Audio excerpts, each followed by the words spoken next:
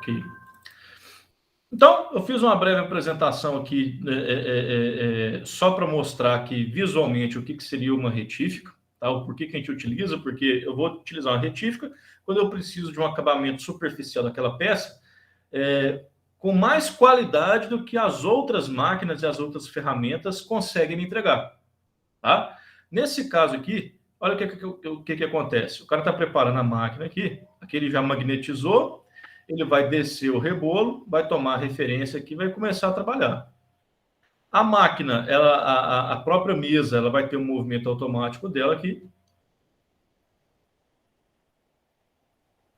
À medida que o rebolo vai girando, ele vai comendo uma fina camada superficial da minha peça aqui, né? Por abrasão, porque esse rebolo aqui, ele tem... É como se ele fosse um monte de areiazinha grudada uma na outra com aglomerante, com uma resina, tá? Cada uma dessas areiazinhas funciona como se fosse uma ferramenta de corte.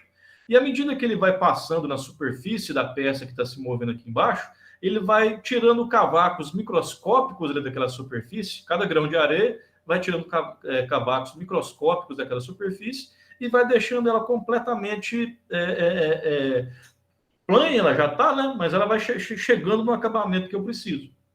Né? Se eu preciso de um acabamento X, eu vou usar um rebolo específico para chegar naquele acabamento.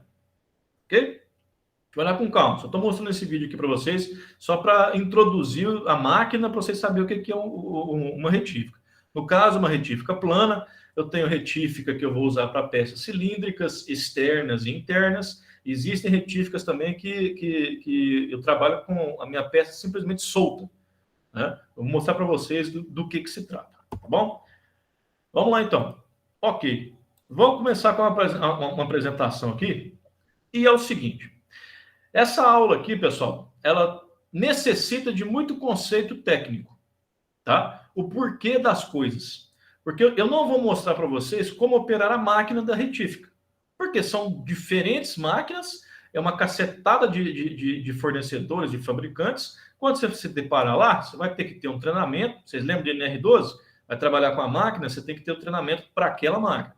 Então, você vai trabalhar com a retífica, você vai ter que ter um treinamento específico para trabalhar com aquela máquina. Então, não vou me preocupar como operar aquela máquina. Isso aí é com vocês, o seu empregador ou você mesmo, quando estiver trabalhando lá.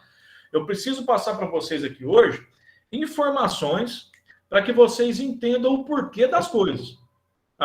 Porque o que existe de rebolo?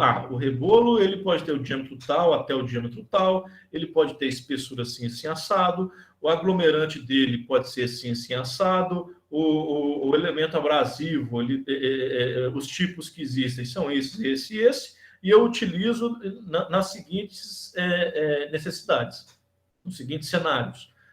Se eu estou trabalhando com aço duro, eu vou utilizar um tipo de rebolo. Se eu estou trabalhando com cobre, por exemplo, eu vou usar um outro tipo de rebolo. E por que dessas coisas? Tá? Então, o que a gente vai fazer aqui na nossa aula? A gente vai conversar bastante. Vocês podem ver aqui que eu trouxe bastante informações textuais aqui para vocês. Mas aqui para frente aqui tem algumas ilustrações e tudo. Mas a grande maioria, tem alguns links de vídeos que a gente vai ver aqui também. Mas a grande maioria vai ser texto que eu vou falar com vocês aqui. Né? E à medida que a gente vai lendo esse texto, eu vou trazendo, pontuando algumas informações, o porquê disso, o porquê daquilo outro, vou trazendo algumas referências que me vierem à cabeça aqui para a gente poder conversar. Tá ok? E à medida que a aula for acontecendo, vocês podem interromper, pode fazer pergunta, não tem problema não. Pode trazer informação. Não sei se algum de vocês já trabalhou com isso, se tem algum conhecimento, pode trazer para complementar. É o que a gente precisa aqui, tá bom? Vamos começar, então? Deixa eu deixar esse telefone no silencioso aqui antes que comece a apitar.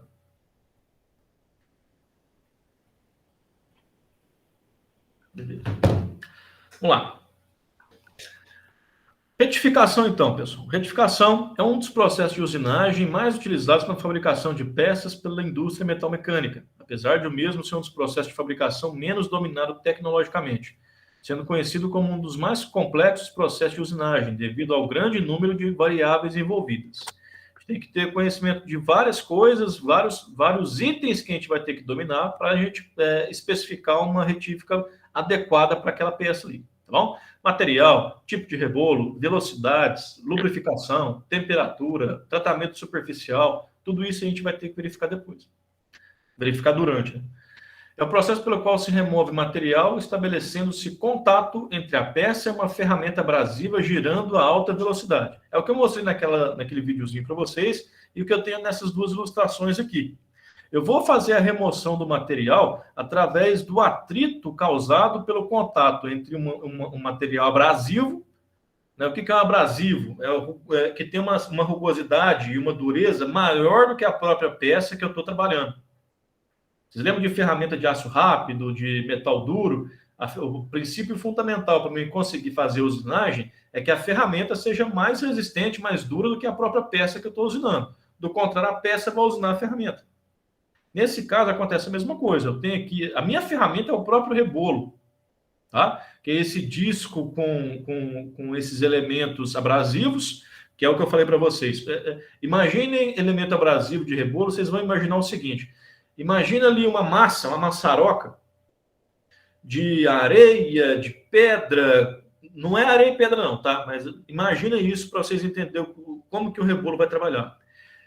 De materiais assim, bem pequenos, só que eles estão colados um no outro por um material aglutinante, né? Uma massinha que vai juntar aquilo tudo ali para fazer aquela maçaroca ficar num formato e numa certa resistência.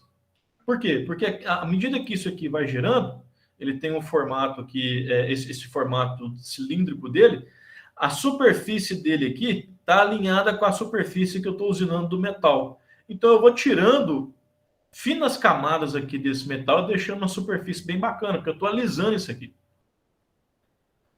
Como que eu estou alisando? Por abrasão. Abrasão é esse processo que eu utilizo do atrito controlado, né? Porque esses elementos abrasivos aqui, eles são normalizados, não é julgado lá de qualquer maneira, o tamanho deles é adequado, né? São normalizados para que eu tenha essa superfície bacana depois que eu finalizo. Bom? Muitas das peças usinadas com a retificação como última operação de uma ou várias muitas das peças usinadas têm a retificação como última operação de uma ou várias de suas superfícies. Aqui é um detalhe também. A mesma peça ela não precisa ser retificada em todas as suas superfícies, né? Se eu tenho ali um pistão, eu vou retificar somente o trecho que eu preciso que tenha aquele acabamento bacana, tá? Porque se eu tenho ali uma área ali que não vai ter contato com nada, que não vai ter interação com nenhuma superfície, eu não preciso retificar. Se eu retificar, eu estou gastando dinheiro à toa, porque eu estou perdendo rebolo, estou perdendo energia elétrica e tempo de trabalho. Tá? Então, na mesma peça, eu posso ter diversas superfícies retificadas. Seja interna, externa, plana, seja o que for. Bom? Suas principais características são possibilidade de obtenção de tolerâncias apertadas, tolerâncias dimensional entre IT4 e IT6 e tolerância geométrica compatível. Vocês lembram daquela tabela de tolerância de ajuste que a gente estudou? Tinha lá aquela questão de H7, G6, não sei o quê, tinha a combinação lá dos códigos que me dava se o aperto ele é folgado, se ele é justo ou se ele é com interferência, tá? Essa referência aqui, ó, IT4 e IT6, é daquela tabela lá, né? Naquela tabela lá, a codificação tem lá o que IT4 significa, IT6 significa, né? Tem tipo uma tradução naquela própria tabela lá. É a mesma coisa, só que com uma forma de apresentar diferente. Tipo, temperatura em Celsius e temperatura em Fahrenheit. Tá tudo ali tem a sua compatibilidade. Obtenção de tolerâncias apertadas e baixas rugosidades, tá? Essa rugosidade aqui, eu não sei se vocês já conhecem, ou já tiveram a oportunidade de conhecer um rugosímetro. Como que o rugosímetro funciona? Imagina que você tem aqui uma superfície de uma peça, tá? Pessoal, só para mim ter certeza, quando eu estou compartilhando aqui, vocês conseguem ver a minha imagem também ou só a tela do computador? Consigo ver sim. Beleza, então tá bom. Então, eu tenho aqui a superfície de uma peça. e eu quero saber qual que é a rugosidade dessa superfície depois que eu trabalhei com ela. Ou eu planei, ou eu fiz uma retífica, ou isso aqui eu só fiz uma fresa, que seja. Eu quero saber qual que é a rugosidade. Eu vou pegar um rugosímetro. Rugosímetro é como se fosse uma pecinha assim pequena. Existem rugosímetros pequenos e industriais, bem maiores, né? O que eu faço? Eu vou colocar ele aqui em cima, aqui, posicionar o equipamento aqui e tal. E ele tem uma sonda, é como se fosse uma agulha, né? Que ele vai se posicionar aqui na peça e ele vai. Ele tem um motorzinho aqui que puxa essa sonda, essa agulha, pela superfície. Essa agulha é muito fina e muito sensível, né? E à medida que ele vai pegando aqui na superfície, que os pontos que aquela superfície está mais alta ou está mais baixa, né, que são os vales e os picos, né? Ele vai fazendo aquela leitura para ver como que está ali aquele acabamento superficial e vai te entregar qual que é a rugosidade média daquilo, né? Por quê? Porque eu tenho aqui um pico alto, eu tenho um vale muito baixo, né? E ele vai pegar a rugosidade média naquele trecho que ele analisou. Tá? Essa rugosidade é dada em milímetro, acho que a escala é milímetro mesmo, só que é 0,000 milímetros lá. Né? E tem outras escalas também. Né? Cada rugosímetro lá vai te entregar uma rugosidade numa escala diferente lá e ele informa na tabela. Bom? Baixa capacidade de remoção de cavaco, porque a camada que ele está removendo aqui é muito fina e o cavaco que ele tira é um pó. Né? Vocês vão ver que o resultado lá é um pó microscópico, mas aquilo lá é considerado um cavaco. Assim, em geral, é um processo de acabamento. Bom?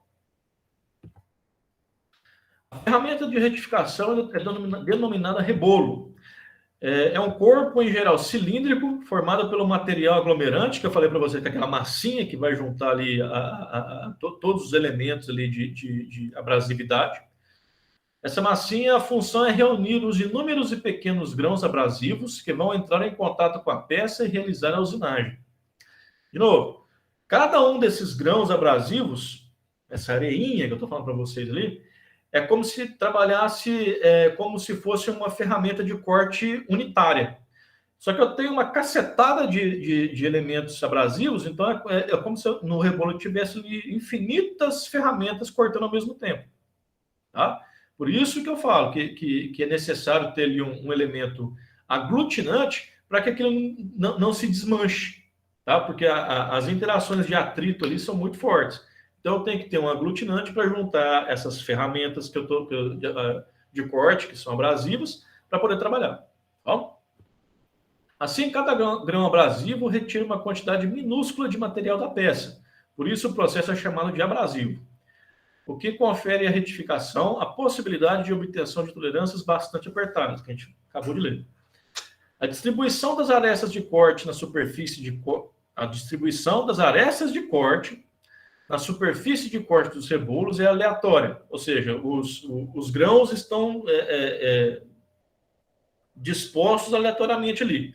Né? Não tem ali um processo de fabricação de rebolo em que eu tenho ali um grão nessa posição, nessa posição, nessa posição, nessa posição. Não, está tudo aleatório misturado ali, lá. O que vai dar ali o acabamento superficial é que a superfície daquele rebolo ela tem que ser totalmente plana.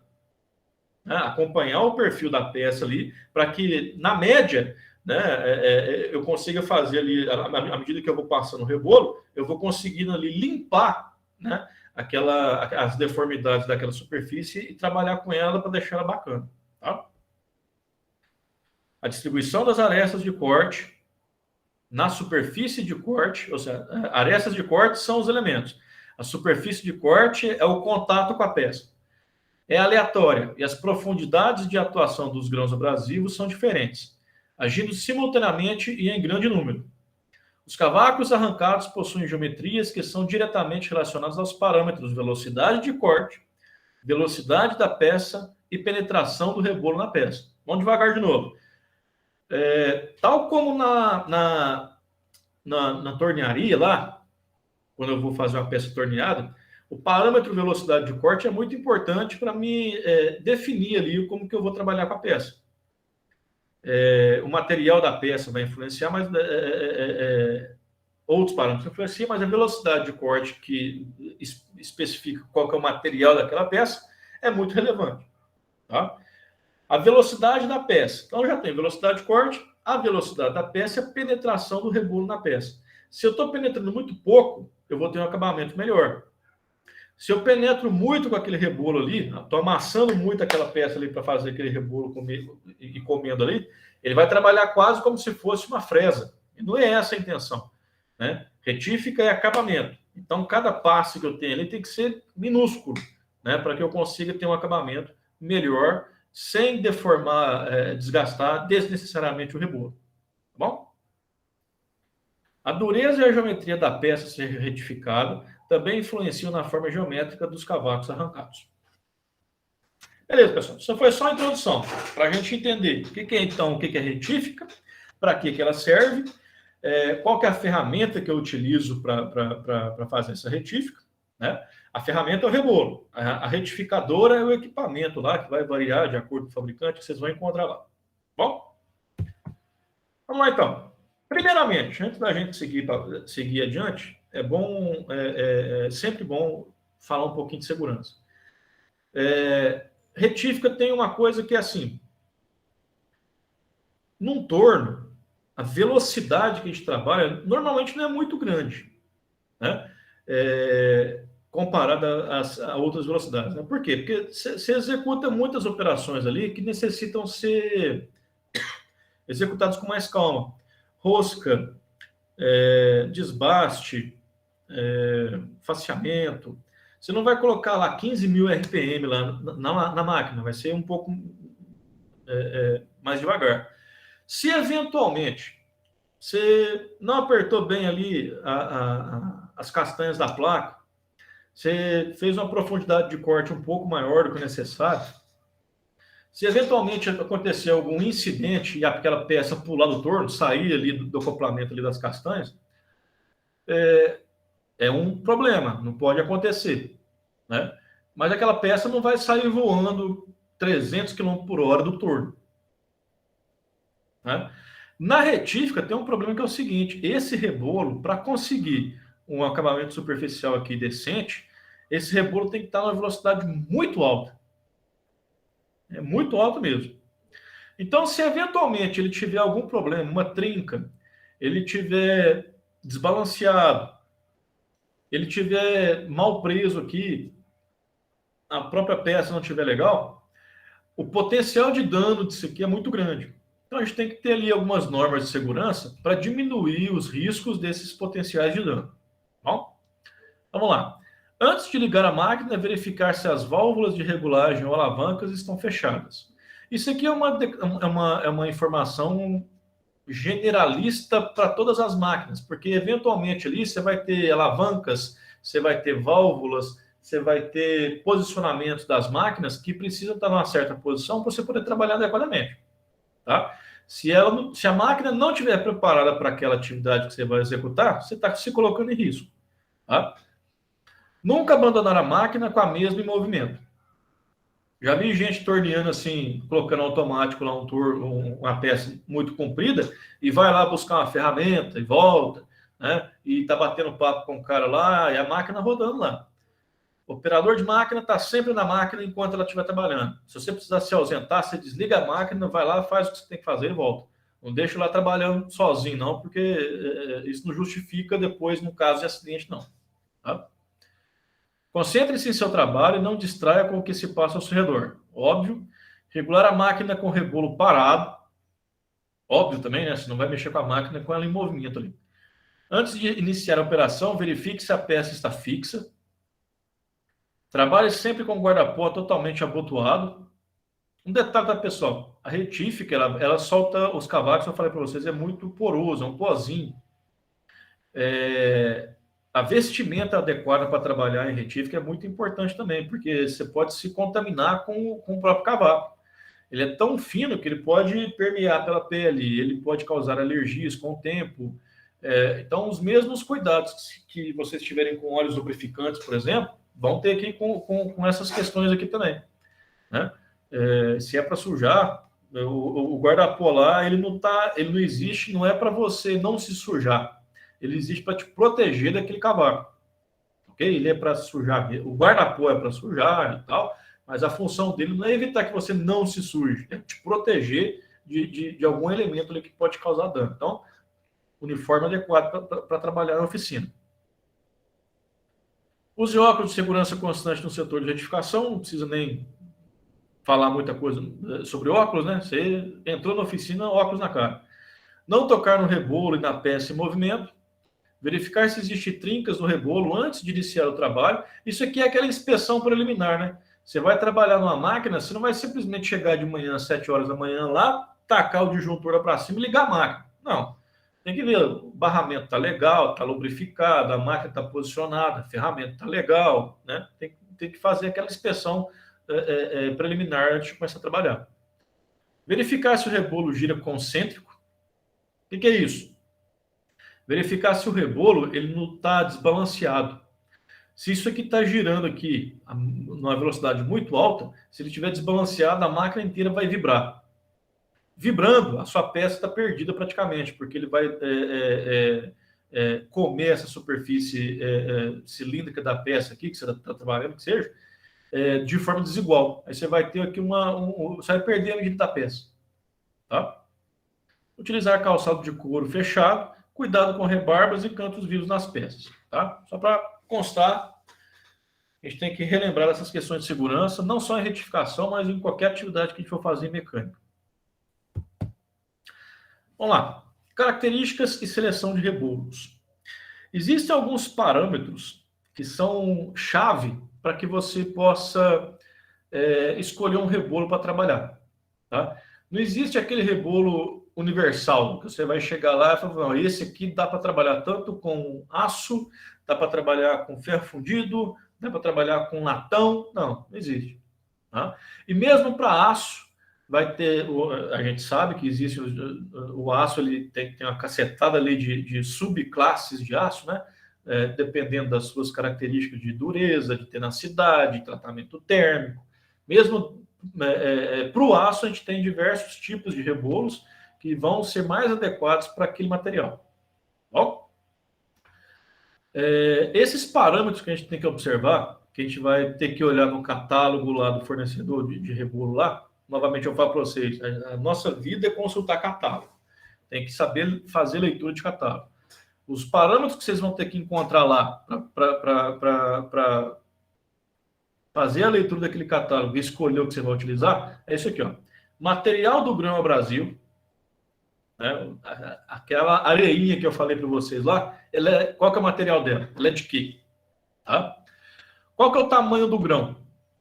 A variação desse tamanho do grão vai me dar características específicas para aquele rebolo que são mais adequadas para certos materiais. Bom? Dureza do rebolo. Qual que é o tipo de estrutura que esse rebolo vai ter? Tá? A estrutura interna que vai juntar esse aglomerante, o grão abrasivo, o tamanho dele, qual que é a estrutura que vai ser formada. E o tipo de liga, né? Que é esse aglomerante aqui que vai juntar tudo isso aqui. Tá? Eu tenho que verificar essas 5 questões para entender sobre especificação de rebolos. Né? É isso que a gente vai ver cada uma delas aqui agora. Vamos lá. Material do grão abrasivo. Os abrasivos são inúmeros grãos de arestas vivas extremamente duras. Olha, a tradução dessa frase um pouco mais complexa que está escrita aí é que cada uma daquelas areinhas é uma própria ferramenta de corte. Tá? Minúscula e muito dura. Né? À medida que elas vão passando pelo metal ali, elas vão tirando minúsculos cavacos proporcionais ao tamanho do próprio grão daquele rebolo. Por isso que eu posso falar que esses inúmeros grãos de arestas vivas extremamente duras é como se fosse cada um deles uma ferramenta de corte. Tá? Destinados a produzir o desgaste das peças por meio de atrito, atuando como aresta de corte, removendo partículas das peças, cavacos. Okay? Os abrasivos podem ser naturais ou artificiais. Os naturais são o quartzo, o esmeril, o corindon, que é um tipo de material também, o diamante, etc. Tá? Vai falar aqui logo em seguida aqui sobre essa classificação MONS, eu não sei a pronúncia correta, né? MOHS, MOS. Essa classificação ela vai trazer uma ordem, o que é mais duro que o quê? Ela vai de 0 a 10, o diamante é o 10, né? E o resto está tudo ali abaixo dele. O mais duro é capaz de riscar o mais mole. Né? E a gente identifica quem é mais do que quem através dessa classificação MONS aqui. Bom, obviamente, para trabalhar como grão abrasivo em rebolo de retífica, tudo que tem que estar ali tem que ter uma classificação MONS mais alta, correto? Vamos lá. Os abrasivos naturais somente são empregados em ferramentas específicas, como lixas, por exemplo. Os abrasivos artificiais têm uma utilização muito mais abrangente. Bom, isso aqui é óbvio, né, pessoal? Normalmente esses materiais, a ciência dos materiais traz ali o desenvolvimento de compósitos mais eficientes, né? A gente faz a comparação com os óleos lubrificantes. Os mais eficientes são os sintéticos. Né? Os naturais têm a sua necessidade e tal, mas os sintéticos meio que sobrepujam em quase tudo. Bom, os principais abrasivos artificiais são óxido de alumínio, a gente vai ver um pouquinho disso aqui mais à frente, e o carboneto de silício. E também são empregados os chamados superabrasivos, como nitreto cúbico de boro, CBN. Eu falei sobre CBN com vocês em dezembro ainda, quando a gente estava falando de ferramentas de metal duro. Acho que foi ferramentas, foi brocas, não sei. A gente falou nitreto cúbico de boro. E o diamante policristalino, a gente falou lá também. Os abrasivos artificiais correspondem na escala MONS equivalente a 9,4 MONS. Né? Se o diamante natural é o 10, então que 9,4, muita coisa está abaixo dele. Dá para a gente utilizar adequadamente para retífica. Tá bom? Então, beleza. Falamos aqui desse material do grão abrasivo. A gente já sabe que a maior parte desses grãos abrasivos, os mais empregados são os artificiais. Esses artificiais são dois, né, que é o óxido de alumínio e o carboneto de silício. Se eu precisar de uma retífica, assim, nível Fórmula 1, né, muito mais qualidade, super abrasiva, eu vou utilizar esse nitreto cúbico de boro e o diamante policristalino. Tá? Mas na nossa realidade, a gente vai ficar aqui nesse óxido de alumínio e o carboneto de silício. Agora, vamos falar um pouquinho desses dois, então. Eu tenho essa tabela aqui, não é um quadro, nem tabela, né? Esse texto aqui para vocês aqui. Que eu trouxe, eu não vou ler isso aqui, não. Eu trouxe aqui para vocês como material de consulta. Né? Quando vocês estiverem ali precisando de informação sobre retífica, vai ter aqui, ó, óxido de alumínio comum, óxido de alumínio branco, rosa, zirconado, cerâmico. Aí você vai vir aqui e vai buscar as informações que você precisa. Né? Serve como um guia para você correr atrás de outras informações complementares isso daqui. O que é que vocês precisam entender? Cada um desses... Aqui, tudo isso aqui é óxido de alumínio, tá, pessoal? Aqui está só as subclasses do óxido de alumínio. Eu vou ler só essa primeira definição aqui. Obtido a partir do mineral denominado bauxita. Obviamente, né? Todo alumínio vem da bauxita. É indicado para a retificação de materiais de alta resistência à tração, tais como aço carbono, ligas de aço, aço rápido, ferro fundido maleável, ferro fundido nodular e outros metais similares. É classificado nos seguintes tipos. Aí vai estar aqui essa tabelinha para vocês. Deixa eu falar uma coisinha para vocês aqui. Vocês lembram, acho que no semestre passado, que a gente estudou sobre aquele diagrama tensão-deformação do aço carbono? Aí eu falei para vocês, ó, o aço carbono ele é mais maleável, então ele tem um perfil, deixa eu fazer invertido, né? Ele tem um perfil elástico, aí ele tem uma zona de transição, aí ele faz uma curva assim, que já está na zona plástica. Né? Aí eu falei para vocês que o ferro fundido ele não é dúctil, ele é mais duro, quebradiço.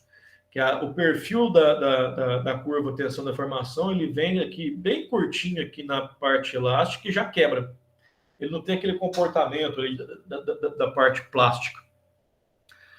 Aí eu estou falando para vocês aqui que esse óxido de alumínio é indicado para retificação de materiais de alta resistência à tração.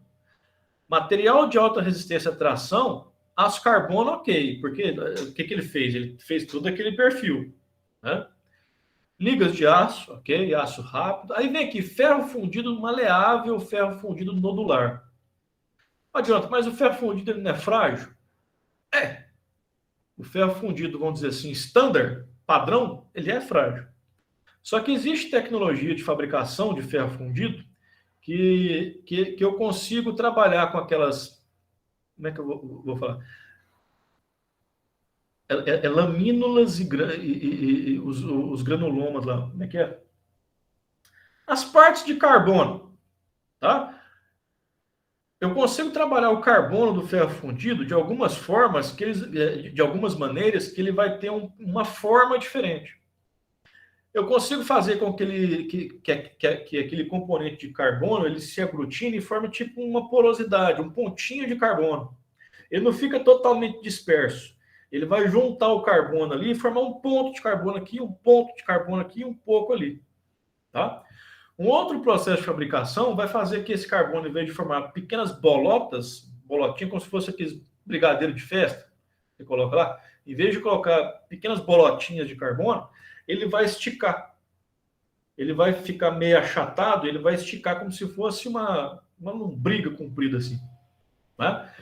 As formas como eu trabalho o ferro fundido, eu consigo modificar algumas propriedades dele. As formas como eu trabalho o carbono no ferro fundido, eu consigo modificar algumas propriedades mecânicas dele, que pode trazer um pouco mais de maleabilidade, de ductilidade para ele, que é o caso que ele está falando aqui.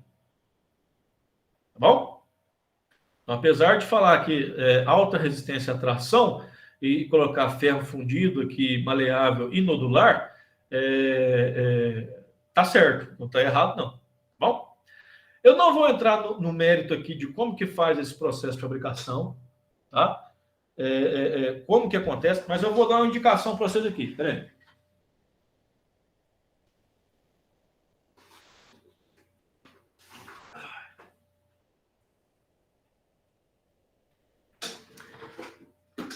Quem tiver interesse, algum dia, aqui 5 anos eu estou fazendo engenharia de materiais. E eu lembro que o Jonathan falou sobre ferro fundido maleável, ferro fundido nodular. Rapaz, vou voltar naquela aula. Beleza, aí quando você voltar nessa aula, você procura esse livro aqui, ó. Tá? Isso aqui é a metalografia dos produtos siderúrgicos comuns, Humbertus Colpaert. Esse cara aqui é como se fosse o Jesus Cristo da ciência dos materiais metálicos. Tá? Humbertus Colpaert, que é tipo a lenda nessa parte de materiais. Tá? Esse livro aqui é um livro muito bom, de qualidade, que ele tem as páginas aqui num papel muito bom. Vocês podem ver que ele traz muitas imagens de metalografia, de microscopia. Então, assim, se você tiver mais na frente e precisar Aqui, ó. Acho que dei até sorte, ó. Aqui. Nessa imagem aqui, por exemplo, vocês podem ver a microscopia do aço. Como que os grãos do aço se dispõem depois que ele é solidificado. Bom? Eu tenho aqui, ó. Nessa foto aqui, ó. É o mesmo material, tá? Isso aqui. O que diferencia é como que esse carbono ele está disposto junto com o ferro. Tá? Os processos de fabricação, de tratamento, tudo que eu faço ali na fabricação do aço, eu consigo fazer com que esse carbono ele se intermeie ali no ferro de formas diferentes. E à medida que ele se posiciona de forma diferente, eu vou ter características diferentes também daquele metal. Bom? Então, assim, precisou, gente? Vai atrás desse livro. Metalografia dos produtos siderúrgicos comuns, Humbertus Colpaert. Bom, deve ter PDF disso aqui rodando pela internet também. Só uma indicação para vocês. Beleza. Eu não vou ler essa parte aqui de baixo, não. Tá? Isso aqui, precisou, você volta aqui e já tem aqui um passo a passo. A única coisa que eu quero mostrar para vocês é o seguinte. Aqui eu tenho o óxido de alumínio, né, que é o material aqui desse do abrasivo. E cada um desses tipos aqui, ó, subtipos, né, do abrasivo, eu tenho uma codificação, tá? A, 2A, PA, tem essa codificação que está aqui entre parênteses. Tá? Quando você vai especificar lá o rebolo lá, vai vir dessa forma, não vai vir escrito isso aqui não. Vai vir disso aqui. Por quê? Isso aqui é a codificação internacional, né? O cara você vai comprar um rebolo produzido na China, vai vir lá aqueles hieróglifos chineses aqui, você não vai entender que é óxido de alumínio comum. Mas se vier com essa codificação aqui, que é padronizada internacionalmente, você vai saber. Bom? Ok. Então, óxido de alumínio, a gente falou que material do grão abrasivo, eu sei que a grande parte dos rebolos tem abrasivos sintéticos, né?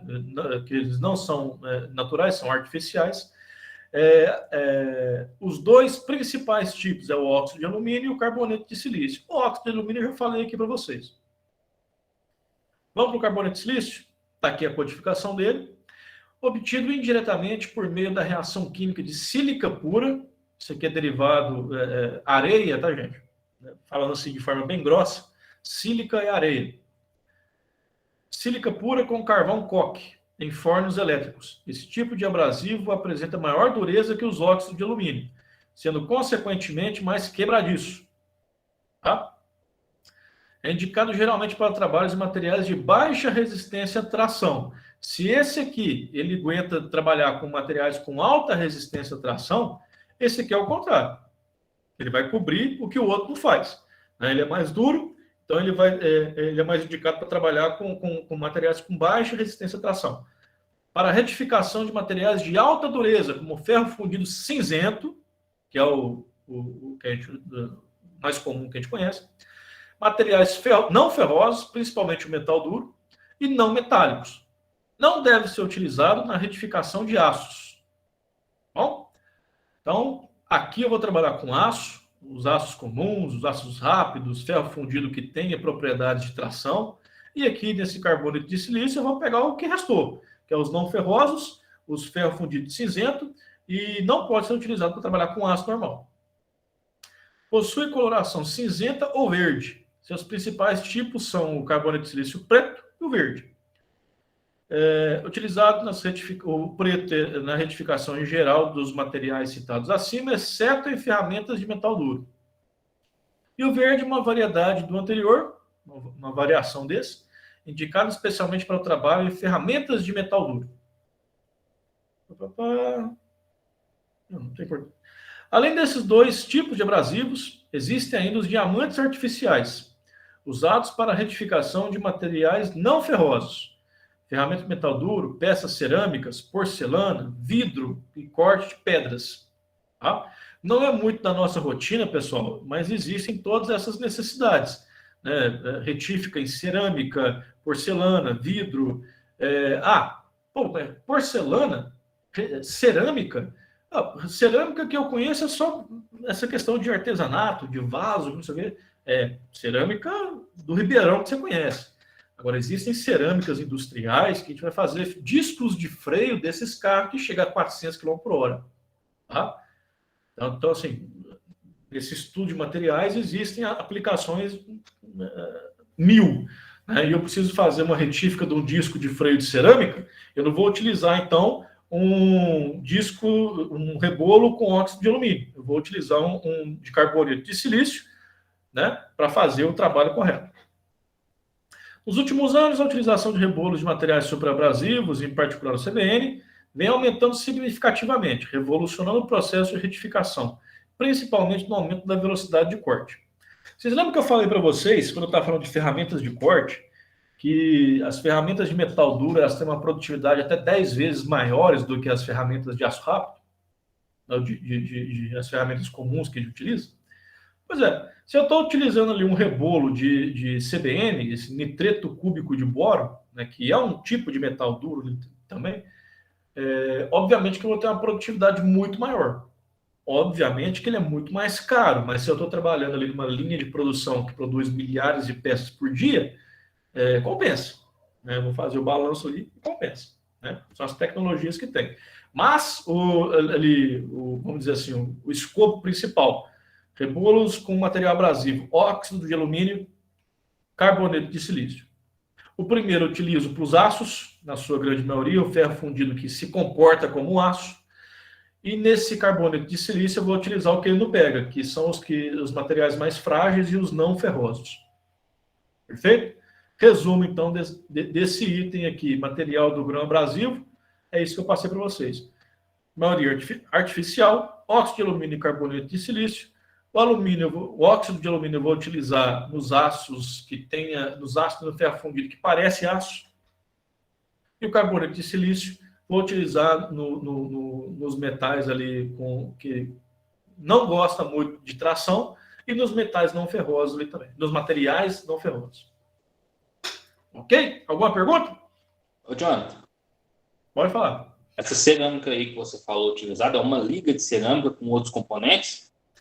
Cara, eu vou ficar te devendo nessa. Eu não conheço o processo de fabricação de cerâmica de qualidade, assim. Tá? Sim. Mas, assim, você pode... Obviamente, é uma cacetada de materiais que coloca lá. Materiais não metálicos, obviamente, né? Mas ele não perde a propriedade de ser uma cerâmica. Existem processos de fabricação que vai trazer aquela resistência, aquela capacidade para aquela cerâmica. Qual que é a grande vantagem? Ela não aquece. A dissipação de calor dela, ela trabalha muito bem com calor. Então, eu gosto de utilizar esse exemplo do freio, que é o seguinte, imagina que eu estou ali num carro de Fórmula 1, vai correr durante 2 horas, variando a velocidade de 300 até 20 em 1 segundo, 2 segundos. Um disco de aço derrete. Entendeu? Sim. Então, por isso que você tem que colocar ali um disco de cerâmica, porque ele vai trabalhar melhor com calor, ele consegue dissipar isso de forma mais eficiente. Tá? Isolamento térmico de ônibus espacial. Aquilo lá é feito com cerâmica também. Tá? Eu achei que na internet é ferro, pode ser ferro, grafite, silício, carbono. Não é? Sim. Se Embora. você achar, manda o link lá no grupo lá para nós, para a gente conhecer um pouquinho mais também. Eu só acho um link mais completo aqui, mas eu vou ver de todo jeito. Beleza? Beleza. Obrigado, João. Beleza, vamos lá. Beleza. Falando aqui, então, do material do Grão Brasil. Eu tenho um rebolo, eu quero saber qual que é o material daquele Grão Brasil, eu já tenho informação suficiente para entender um pouco mais. Eu vou falar agora do tamanho desse Grão Brasil. A variação do tamanho vai me dar algumas propriedades ali que eu tenho que saber administrar para que eu consiga trabalhar com aquilo lá. Então vamos lá, vamos falar do tamanho. Os materiais abrasivos são triturados. Os diversos tamanhos de grão obtido é o que chamamos de granulação. Quem trabalha com mineração aí, vamos dizer assim, ele precisa trabalhar com o tamanho da brita lá, que seja, vamos dizer que você está vendendo brita. Aí você vai vender a brita 1, brita 2, brita 3, como é que você faz isso? Como é que você separa? Está tudo naquela maçaroca toda lá, quebrada junto? Você tem diversas peneiras. Você tem uma peneira ali, primeiramente, mais grossa, que o que ficar naquela peneira ali, você vai classificar como tamanho de brita tal. Tá? O que é mais fino do que isso, passou pela peneira. Só que embaixo, eu tenho uma outra peneira, um pouquinho mais fina do que aquela primeira que estava lá em cima lá, que vai segurar uma outra quantidade de itens que não conseguem passar por aquela peneira que está um pouquinho mais fina. Tá? E com isso eu vou colocando peneiras ali, até lá embaixo até só o pó de pedra mesmo. Tá? Essa analogia ela encaixa direitinho aqui no que eu estou querendo mostrar para vocês, nessa classificação de granulometria. Bom? É o que chamamos de granulação. Os grãos são classificados por essa norma aqui, ANSI Standard B74, 12, de 1977. ANSI, o que é ANSI? American National Society... Sociedade Americana de Engenharia ou de Materiais. Não lembro a tradução correta. Que determina o tamanho do grão em mesh. Eu não sei se vocês já ouviram falar essa expressão aqui, mesh, mas ela é muito utilizada em filtros também. Tá? Eu estou lá com um filtro para tubulação de, sei lá, tubulação de diesel. Querosene de aviação. Querosene de aviação é legal, porque existe uma necessidade muito grande de pureza no querosene de aviação, obviamente, senão um avião entope lá um negócio e cai. Então, eu tenho ali a preocupação de instalar diversos filtros nas linhas de querosene de aviação para que essas impurezas fiquem retidas. Os filtros são classificados nessa categoria, não, né? Nessa granulação mesh. Inclusive, deixa eu pegar um outro material aqui para ilustrar. Peraí.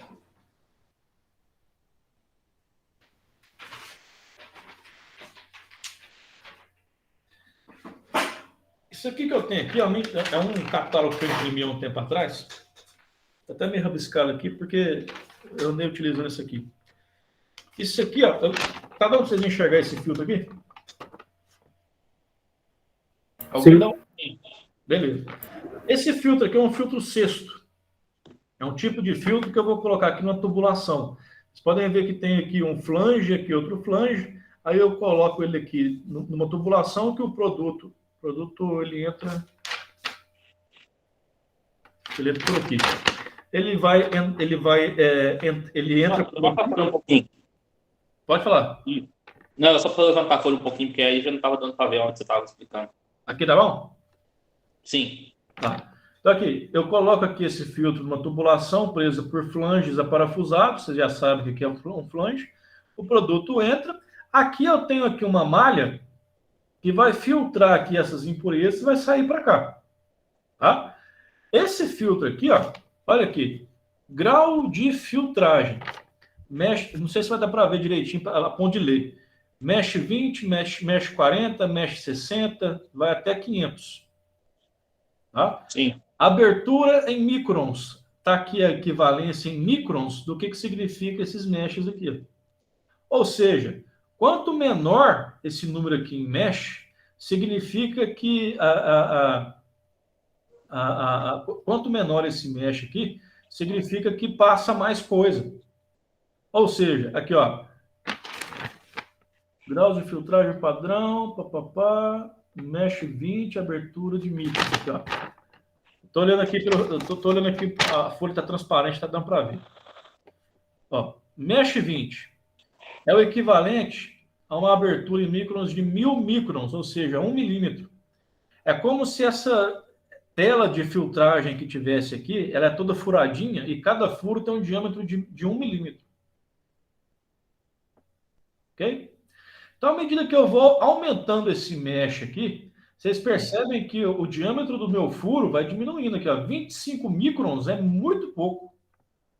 Entendeu?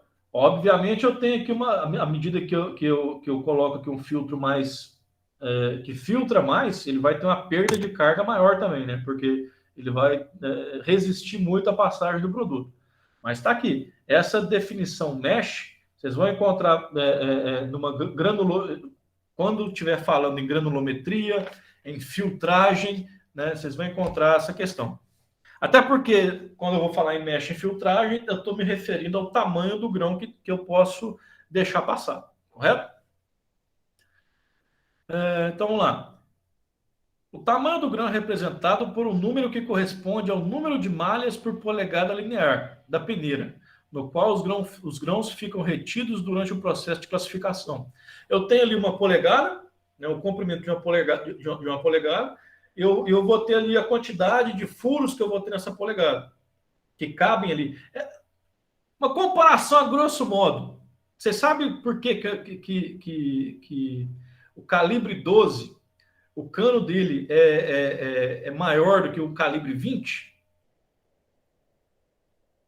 Né? Essa questão de calibre, ela tem, eu acho que o Ananias entende disso, você vai saber. Ele está relacionado ao diâmetro de uma esfera que eu consigo, da quantidade de esferas que eu consigo fazer com uma certa massa de chumbo.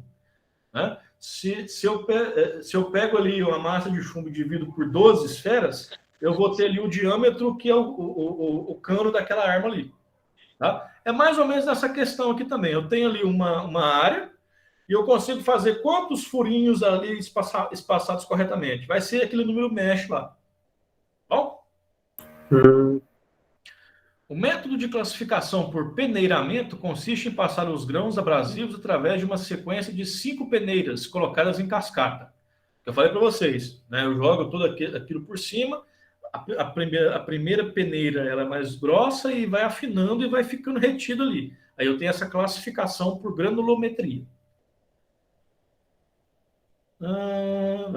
Em cada peneira fica retida certa percentagem em volumes de grãos. Um grão 60, por exemplo, irá passar livremente numa peneira de 60 malhas por polegada linear, mesh 60. Mas ficará retido em uma peneira com 61 ou mais malhas. Os microgrãos acima de 200, lembra lá? Aqui, ó, mesh vai aumentando, né? Aqui, ó, os microgrãos, à medida que eu vou aumentando nesse mesh, significa que o grão vai ficando cada vez menor. Os microgrãos acima de 200 são selecionados pelo processo de sedimentação via úmida e está baseado na diferença de densidade. Eles são tão microscópicos que eu não consigo mais passar por peneira. Então eu coloco ele lá numa solução aquosa e por decantação ele vai decantando nessa diferença de densidade aí, sendo mais baixa quanto mais fina a grana.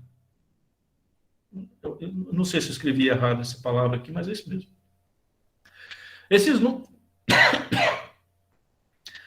Esses números classificam-se segundo a escala granulométrica mostrada na tabela 2.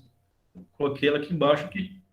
A granulometria é escolhida em função dos requisitos necessários na operação. Para a seleção do tamanho de grão, as seguintes regras devem ser obedecidas. Ó. Tá, beleza. Eu entendi essa questão dos tamanhos dos grãos, como que eu classifico, mas por que eu classifico? Por conta dessas informações aqui, ó.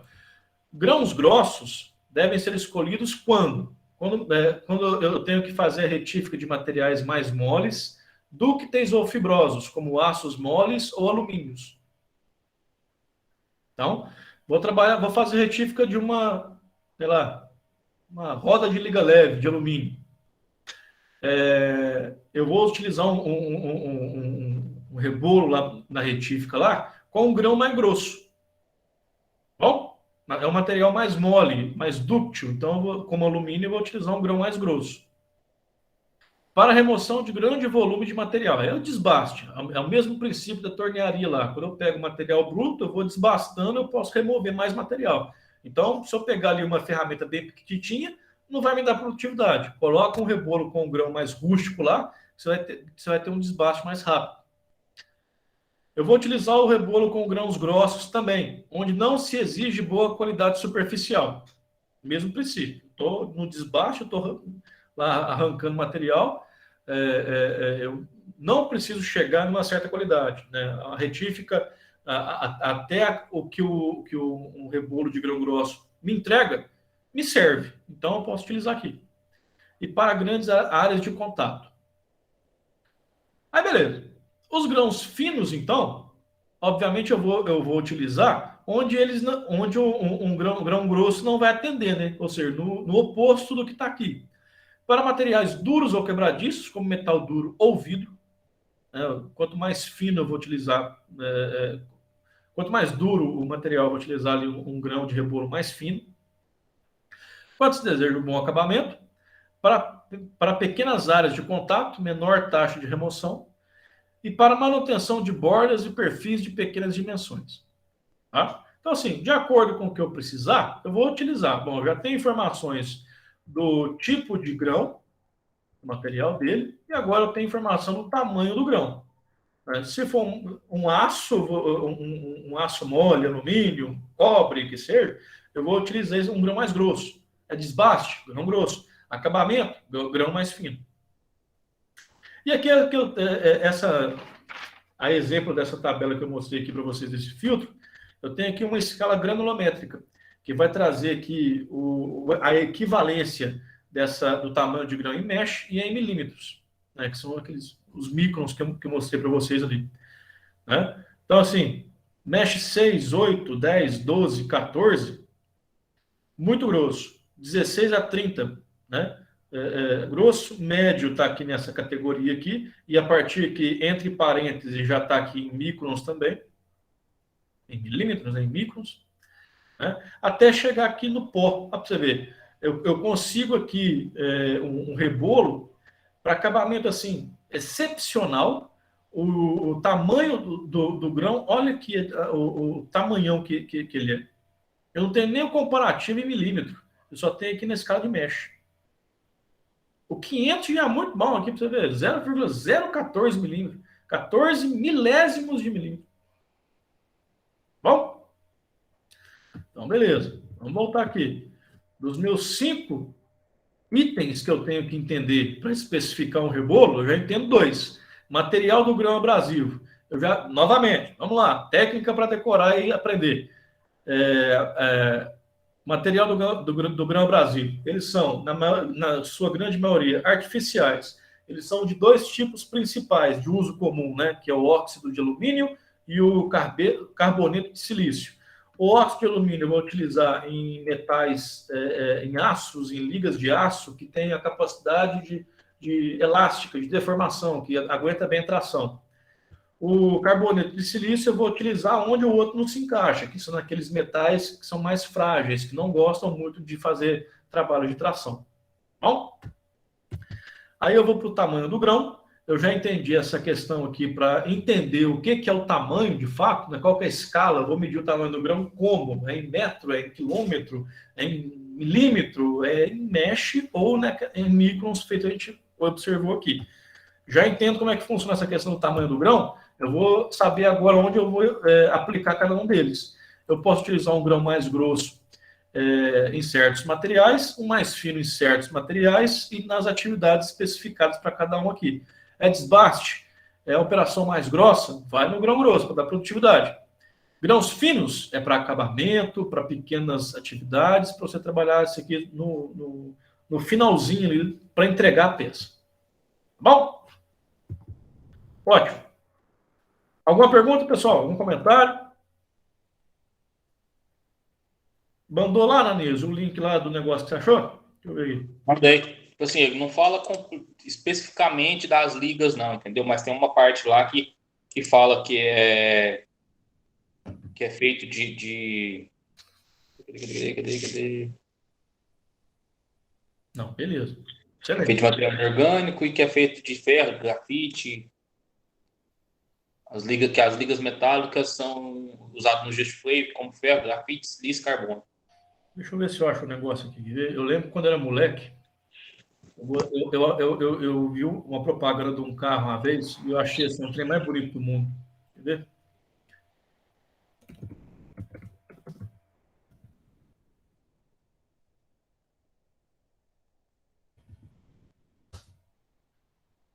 Essa aqui, ó. SLR, asa de gaivota da Mercedes. Eu acho que nem sei se é McLaren. Deve ser. Eu lembro que é o SLR Mercedes. Esse carro... Isso, McLaren e Mercedes. É McLaren, né, Rafael? Aqui, ó. McLaren e Mercedes. Eu vi esse carro aqui no Auto Esporte uma vez, eu devia ter uns 12 anos de idade, eu fiquei apaixonado, porque para você ver como é que adolescente é uma raça que tem que acabar mesmo. Eu vi um carro desse, eu pensei, nossa, eu vou comprar um Gol quadrado e vou fazer as portas para cima. Fiquei apaixonado. Aí eu fui dar uma pesquisada, os freios desse carro, eu vi um vídeo uma vez dos freios desse carro aqui se incandescendo e voltando normal, porque ele é de cerâmica. Eu acho esse carro muito legal também. Eu jogava com ele no Need for Speed. Aí é outro nível, né? Rafael e seus joguinhos. Bom, acho que eu tinha dele de carrinho da Hot Wheels, eu não sei se ainda tem.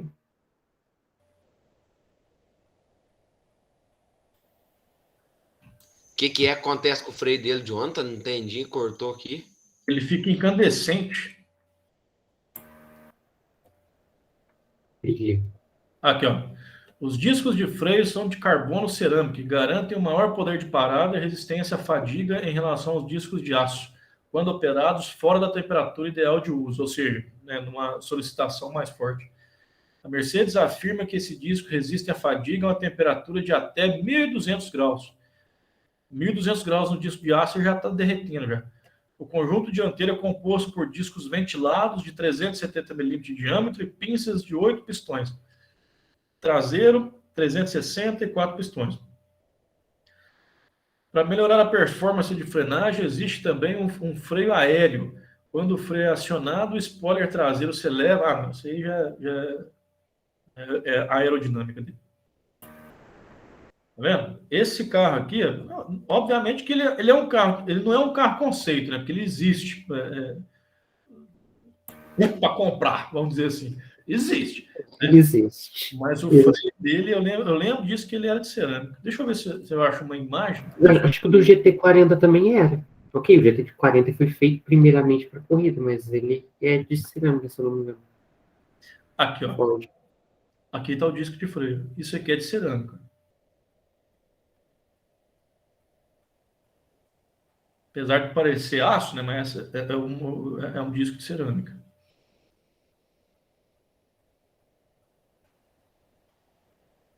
Só um complemento mesmo, porque a gente está falando aí, eu lembrei. Eu lembro que. Eu não vou encontrar isso aqui agora, tem muitos anos, mas eu vi um vídeo uma vez de um freio desse se incandescendo e voltou ao normal.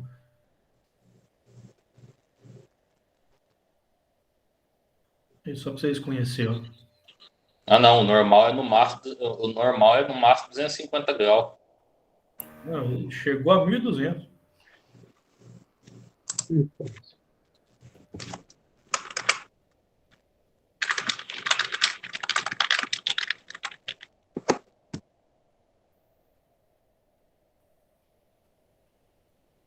Não vai mostrar o carro. Vai bem. Vamos voltar aqui então. Material do grão. O que a gente vai falar aqui agora? A gente vai falar sobre a dureza do rebolo. Vamos? Como é que é?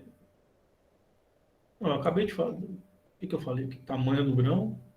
Vou falar agora da dureza aqui. Desses 5 itens aqui agora, a gente já falou os 2 primeiros, vamos falar aqui da dureza desse rebolo aí agora. Ó, de acordo com a dureza dos grãos abrasivos, esses são classificados em 2 grupos, os convencionais e os superabrasivos. Tá?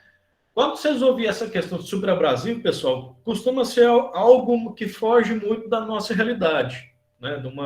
Aí já cai numa questão ali de uma mecânica de muita precisão, automobilismo, aviação, tá? Que não é muito a nossa realidade. Então a gente tem que focar mais nesses convencionais aqui, que é o que eventualmente a gente vai encontrar na vida.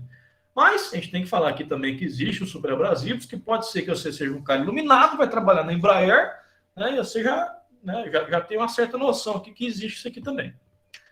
Vamos lá. Os grãos convencionais possuem dureza próxima a 2.000 kgf por milímetro quadrado, enquanto os grãos superabrasivos têm dureza na faixa de 4.500, né, ou seja, mais do que o dobro. Esses valores são obtidos através de testes de dureza KNOP. Aqui, ó, novamente, assim como a gente pode falar de pressão, que existem diversas unidades de medida de pressão, de temperatura, e existe uma equivalência entre elas, vocês lembram que a gente já falou aqui também sobre dureza. Em algum momento aqui das nossas matérias, a gente falou sobre dureza. E lá eu falava, ó, existe a escala de dureza Vickers, existe a escala de dureza Rockwell C, tal, existe uma certa equivalência entre elas, mas a Vickers ela acaba até um certo ponto ali que a Rockwell vai, assume e vai embora. Né? Existe essa escala de dureza, essa classe de dureza KNOP aqui também. Tá? Não sei fazer o comparativo de uma com a outra. Se você quiser conhecer um pouco mais, dá uma ticada aí nesse item aí para que você consiga correr atrás de informação depois, para entender um pouco mais sobre essa classe de dureza quinômica, tá? Mas nessa classe eu tenho essa unidade, né, quilograma-força por milímetro quadrado. Não confundir com quilograma-força por centímetro quadrado, que é a unidade de pressão, equivalente a bar, né? É outra coisa. A dureza de uma ferramenta abrasiva representa o grau de coesão dos grãos com aglomerante. O conjunto aqueles grãos estão de acordo com aquele aglomerante que foi utilizado. Tá? Quanto mais junto tiver ali, quanto mais o aglomerante trabalhar adequadamente, juntando aquela galera toda próxima ali, eu vou ter mais dureza naquele rebolo. Bom? Então, de novo, a dureza de uma ferramenta abrasiva representa o grau de coesão dos grãos com o aglomerante, e não propriamente a dureza do material abrasivo. Bom? É, portanto, o índice de resistência com que o grão abrasivo é retido no material aglutinante. Por que eu tenho essa preocupação com esse índice de resistência do grão no aglutinante? Eu vou trabalhar ali com esse rebolo em altas rotações, fazendo uma pressão muito grande sobre a peça, em altas temperaturas, ou seja, um atrito ali, nas alturas ali também. Ou seja, é um inferno. Então, se eu não tenho ali confiança que aquele grão ele não vai sair voando, né, ele não vai despregar do rebolo enquanto eu estou trabalhando, aquele rebolo não me serve. Né? Então, a dureza, ela não vai falar especificamente da dureza de verdade daquele rebolo. A dureza, quando eu estou falando ali de uma ferramenta abrasiva, ela significa ali um parâmetro para mim entender quão preso aquele grão está com os outros dados pelo aglutinante. Entendemos essa questão? Se não entendeu, eu vou parar aqui e explico de outra forma. Então, não é a dureza em si. Como é que é, Jonathan? Repete, fazendo um favor. Vamos lá, olha. Quando eu falo em dureza de rebolo, ou de uma ferramenta abrasiva, que o rebolo é uma ferramenta abrasiva, eu não estou falando especificamente da dureza daquele rebolo. Tá? Eu estou falando... Da resistência? É o quê? Tá falando da resistência dele? Não. Eu estou falando... Quando eu digo dureza de uma ferramenta abrasiva, eu estou me referindo vamos dizer assim, a confiança que aquele grão não vai sair voando quando eu estiver trabalhando. Tá? É o quão colado um grão está no outro ali, junto com aquele aglutinante, para suportar as cargas de pressão e temperatura, para ele não sair voando quando eu estiver trabalhando. Ok?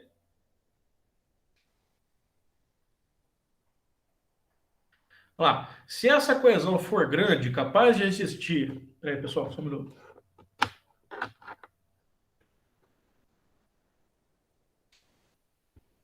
Se essa coesão for grande, capaz de resistir aos esforços de retificação que procuram retirar o grão do rebolo, eu estou lá rodando, eu estou pressionando, estou com calor e atrito. Tudo isso está querendo destruir o rebolo. Né? Eu tenho que ter ali uma capacidade de integridade daquele rebolo para ele não se desfazer. Né? Tudo isso está querendo desmanchar o rebolo. Então, eu tenho que ter um rebolo duro, né, que vai me dar confiança que aqueles grãos não vão sair voando ali.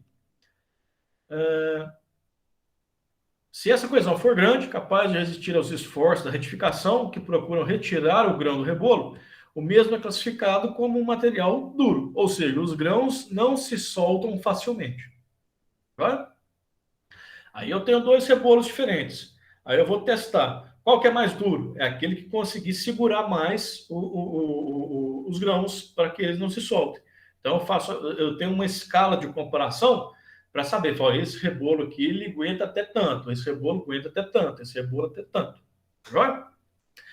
Caso contrário, tem-se uma liga mole. Quanto mais duro o material a retirar, mais macio deve ser o rebolo e vice-versa. Opa, vamos ver o negócio aqui.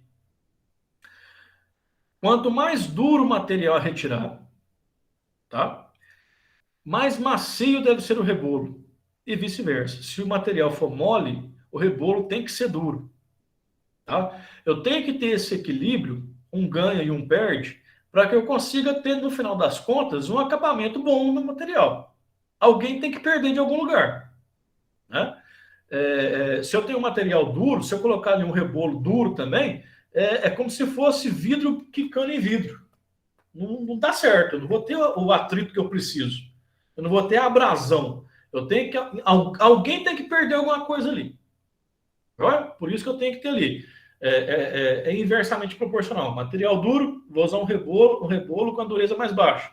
Material mais mole, eu vou usar um rebolo com a dureza maior. Agora,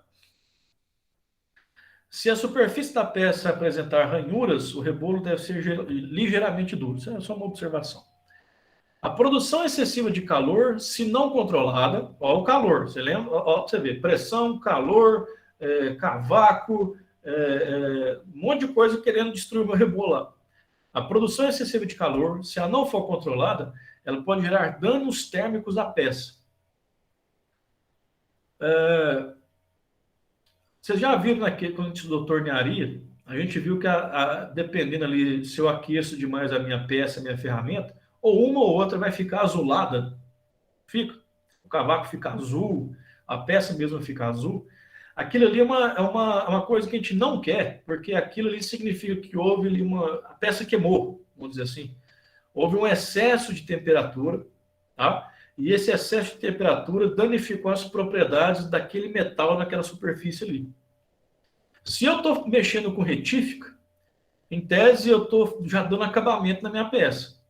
Ou seja, retífica é a última coisa que eu faço antes de entregar para o cliente. Se na retífica eu tenho um aquecimento, qualquer variação de temperatura não programada vai dar uma deformação na peça, ou por dilatação, né, ou por encroamento. Encroamento é que as propriedades daquele grão metálico que eu mostrei para vocês lá, se modificam pela temperatura, né? Então, não quero isso. A retífica é só para acabar, deixar tudo ali padronizado e entregar. Então, tem que ter cuidado com essa questão de temperatura. A produção excessiva de calor, se não controlada, pode gerar danos térmicos à peça, tais como desvios dimensionais, olha aí o que eu falei, e transformações de fase, que é aquela questão do grão lá, resultando no descarte da mesma. Descarte, eu vou perder aquela peça. Pessoal, eu vou pedir uma gentileza para vocês. Eu tenho aqui uma luminária aqui, mas ela está dando uns probleminhas aqui. Não é necessário prestar atenção em mim aqui, é só na tela, então eu vou desligar ela aqui, tá bom? Mas eu acho que dá para continuar me assistindo. Beleza. No tocante aos rebolos macios, sabe-se que esses sofrem autoafiação durante o processo de retificação. Isso ocorre pois o rebolo perde os grãos cegos que proporcionam a quebra de novos, gerando, deste modo, novas arestas cortantes. Deixa eu traduzir essa frase. Eu não falei para vocês que são minúsculos grãos presos com aglutinante que formam aquele rebolo? E cada grão ele funciona como uma ferramenta de corte. À medida que eu vou trabalhando, aquele grão ele vai se desgastando, ou seja, não só a peça, mas o próprio grão ele vai ficando polido, vamos dizer assim. Ele vai perdendo o corte. Se eu estou usando um rebolo macio e a peça é mais dura, eu falei para vocês que alguém tem que perder alguma coisa, o rebolo vai se desgastando mais rápido. Né? Ao se desgastar, ele vai ali lixando aquela superfície que ficou polida e aquele grão, aquela ferramenta que perdeu o corte, ele vai sendo lixado. Ou seja, à medida que eu vou lixando ele, eu estou afiando aquele rebolo. Tá? Então, o rebolo que é mais macio, eu tenho a menor necessidade de afiar o rebolo. Eu vou explicar para vocês, ele tem um termo específico utilizado para falar que eu estou afiando o rebolo. Eu tenho que fazer a afiação do rebolo frequentemente. Né? Mas um rebolo macio, trabalhando no metal mais duro, ele vai se autoafiando. Tá? Isso é bacana para a gente. Só para vocês entenderem que isso pode acontecer também.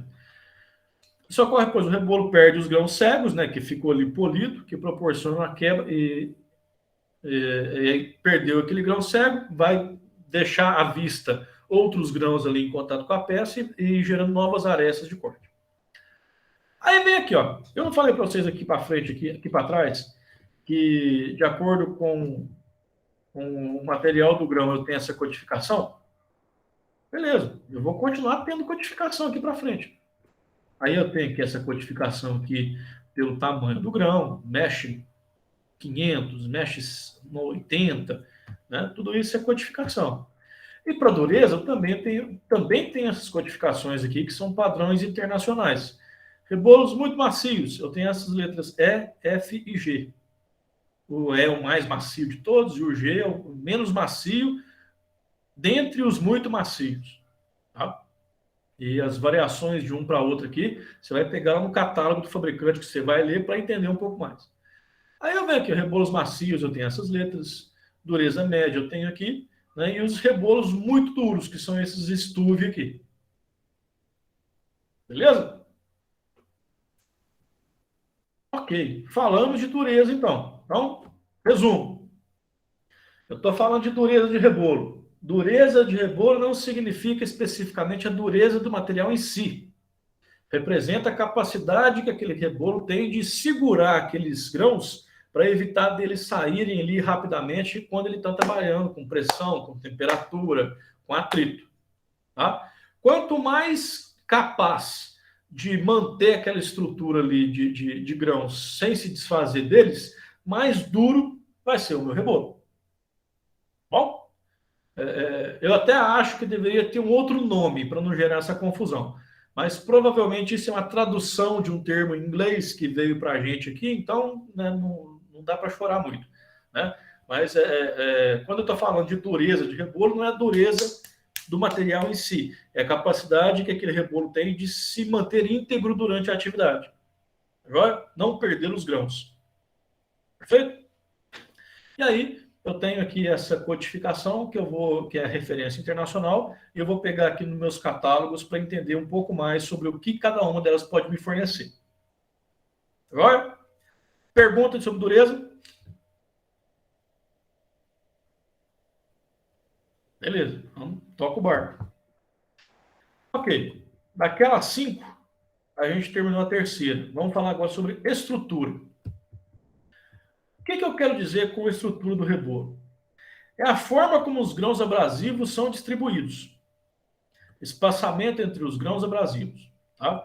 Indica a concentração volumétrica de grãos abrasivos no rebolo. Imagina o seguinte. Eu tenho aquele rebolo lá e eu vou pegar ali uma amostra, um pedacinho dele ali, de 1 centímetro quadrado. 1 centímetro por 1 centímetro por 1 centímetro. Tá? E aí eu vou pegar um outro rebolo e vou fazer a mesma coisa. Vou pegar ali um centímetro cúbico e vou analisar ali quantos grãos tem cada um. Né? Como que esses grãos estão ali condensados, se estão mais espalhados, se estão mais próximos, como que eles estão distribuídos naquele rebolo que eu estou utilizando. Tá? A estrutura de um rebolo é representada pela série de números inteiros a partir de 1, sendo 1 a 4, rebolo com bastante abrasivos, estrutura fechada. Ou seja, esse aqui de 1 a 4, se eu tenho mais elementos abrasivos, eu tenho mais ferramentas de corte ali naquele rebolo, né, na comparação que a gente está fazendo. Se eu tenho ali mais ferramentas condensadinhas, ela é capaz de tirar cavacos mais fininhos, mais porosos. Ou seja, esse rebolo ele tem estrutura mais fechada, mais condensada, ele é utilizado para fazer acabamento em retífica. Tá bom? De 5 a 7, estrutura média, semi-acabamento, né? Esse aqui é o boi do meio, ele não é nenhum nem outro. E de 8 a 12, estrutura aberta. Eu tenho, os grãos são maiores, então eu tenho menos grãos naquele mesmo lugar, e ele é um rebolo mais grosso para fazer desbaste. Tá? E, finalmente, daqueles 5 itens que a gente precisa entender para fazer, para entender essas questões de especificação de rebolo, eu vou falar da liga ou aglomerante. Eu não falei para vocês que eu tenho ali os grãos, né, que é a tal da areinha. Eu preciso agora de uma massinha para juntar tudo isso, né, que é um aglomerante. Comparação. Vocês lembram que a gente estudou fundição? E eu não falei para vocês areia de fundição? A areia em si, eu não consigo dar forma para ela. Mas aí eu vou utilizar um aglomerante, que eu consigo até ficar fazendo reciclagem daquela areia com o tempo. eu vou utilizar um aglomerante para fazer ali quase que uma massinha com aquela areia capaz de assumir uma forma para que eu possa fazer fundição. Mesmo princípio aqui. A liga ou aglomerante é o componente do rebolo que mantém os grãos abrasivos unidos. Beleza. O aglomerante deve apresentar resistência mecânica suficiente para suportar as forças de retificação, temperatura e forças centrífugas sem desintegrar. Opa, essa frase que eu acabei de ler aqui tem a ver com essa questão de dureza. O aglomerante ele tem que ter capacidade para juntar todos os meus grãos para eles não se desfazer. Para quê? Para ter dureza. Sem se desintegrar, ao mesmo tempo em que deve ser resistente ao ataque químico do fluido de corte. Primeira vez que a gente fala de fluido de corte aqui, tá? Vou comentar um pouquinho mais depois, mas tem calor, tem atrito, eu não quero isso. Então eu vou utilizar fluidos de corte, fluido refrigerante, lubrificante, até que lubrificante menos, né? Mas refrigerante para que eu consiga controlar aquela temperatura. Os principais tipos de liga são vitrificada. Opa, tem um Vzinho aqui que é um código também, tá? Liga mais comum para retificações de precisão. Sua rigidez facilita a manutenção do perfil do rebolo, permitindo trabalhos com maior precisão. Não resiste a grandes impactos ou pressões e não é afetada pela água, óleos ou ácidos.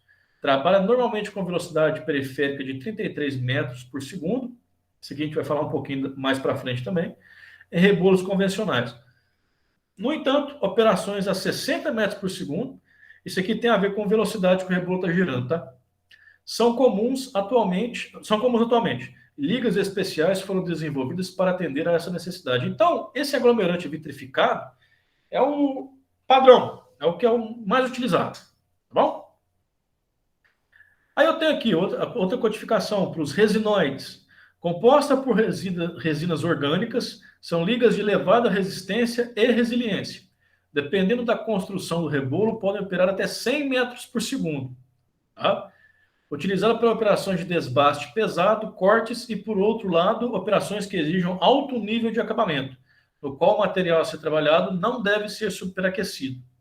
Muito utilizada em rebolos de diamante e de CBN. Bom, se eu estou utilizando nitreto cúbico de boro e rebolo de diamante, então isso aqui já não é mais uma retificação comum, né?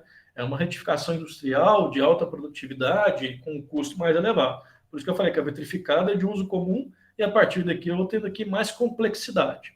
Bom? Opa, ficou faltando aqui. A gente já vai entrar para o intervalo, pessoal.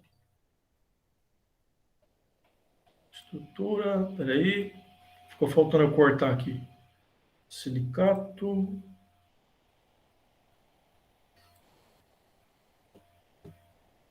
Shellac. Continuando. O aglomerante de silicato, seu desgaste em trabalho é mais alto do que os rebolos vitrificados. Né?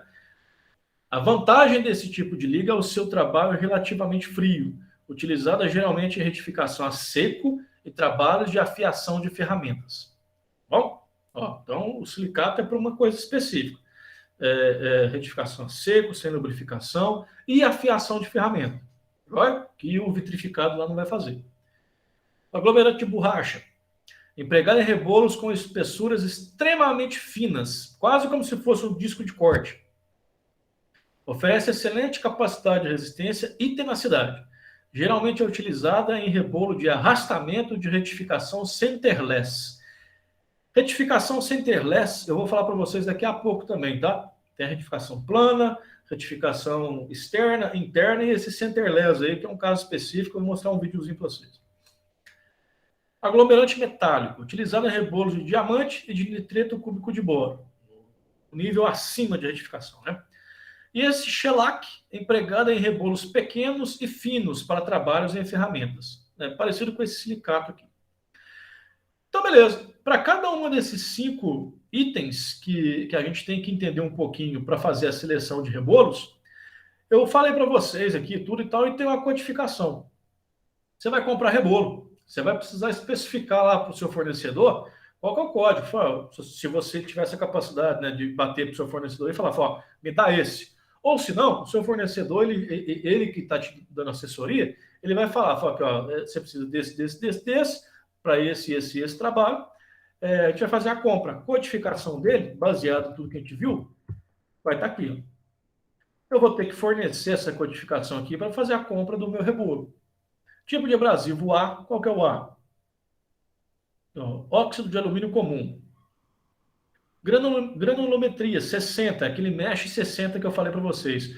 Qual que é o comparativo do 60 em milímetros? Aqui, ó, 0,250 milímetros, ou seja, 1/4 de milímetro. Qual que é o outro? Dureza, L. Aqui, dureza, L. Tá aqui, ó, um rebolo de média dureza. Estrutura 6. 5/7, então é estrutura média para semi-acabamento. Liga, né? Qual que é o liga, ou aglomerante, é o V. Qual que é o V? É o vitrificado, que a gente falou, que é aquele de uso comum. E a identificação da liga, né? Uma subclasse aqui dentro do vitrificado, que não compensa a gente falar aqui, porque é coisa de catálogo, né? Que é esse 10W, que é a identificação do tipo de liga dentro do vitrificado. Ok? Então, a gente vai para o intervalo aqui agora, já sabendo especificar um rebolo. Olha para você ver que beleza.